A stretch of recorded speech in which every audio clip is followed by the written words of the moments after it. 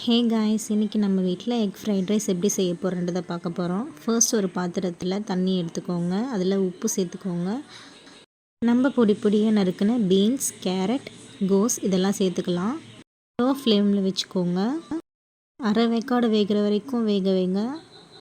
அடுத்து ஒரு பாத்திரத்தில் எண்ணெயை ஊற்றி பச்சை மிளகா, வெங்காயம் இதெல்லாம் போட்டு நல்லா வதக்கிக்கோங்க. அடுத்து இஞ்சி பூண்டு பேஸ்ட்டு 2 டீஸ்பூன் ஆட் பண்ணி நல்லா வதக்கிக்கோங்க. நம்ம வேக வச்ச வெஜிடபிள்ஸ் ரெடி ஆகிடுச்சு.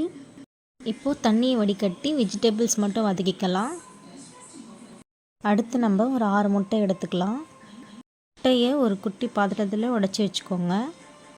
இப்போது மொத்தமாக ஆட் பண்ணிக்கலாம். அடுத்து கொஞ்சமாக பெருங்காயத்தூள் ஆட் பண்ணிக்கணும். இப்போது நம்ம கடையில் வாங்கின ஃப்ரைட் ரைஸ் மிக்ஸை கட் பண்ணி வச்சுக்கலாம். அடுத்து soya sauce 2 tablespoon add பண்ணிக்கலாம். அடுத்து நம்ம அரைச்சி வச்ச பெப்பர் ஆட் பண்ணிக்கலாம், தேவையான அளவு பெப்பர்.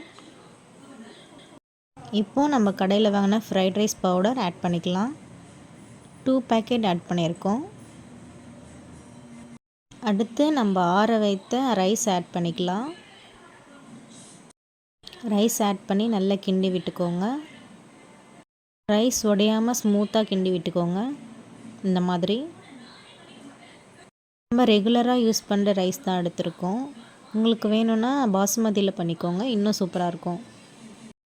இப்போது கடைசியாக புதினா கொத்தமல்லி ஆட் பண்ணிக்கலாம்.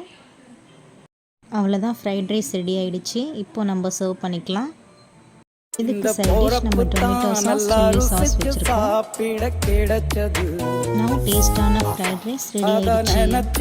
இந்த வீடியோ உங்களுக்கு பிடிச்சிருந்தா லைக் பண்ணுங்கள், ஷேர் பண்ணுங்கள், மறக்காமல் சப்ஸ்கிரைப் பண்ணி பெல் ஐக்கானை கிளிக் பண்ணிக்கோங்க. Bye bye.